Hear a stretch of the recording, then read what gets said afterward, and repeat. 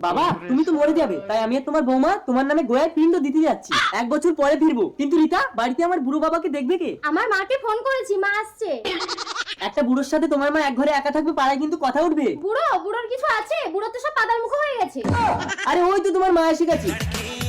মা আস্তে আস্তে পড়ে যাবে, এসো এসো। টাটা। रुको जरा। Bye bye. তুমি আমার একটা শেষ ইচ্ছে পূরণ করবে। শেষ ইচ্ছেটা কি বুড়ো? बंद कमरे में प्यार करेंगे। আমরা এসে গেছি মা। এ কার বাচ্চা তোমার কোলে?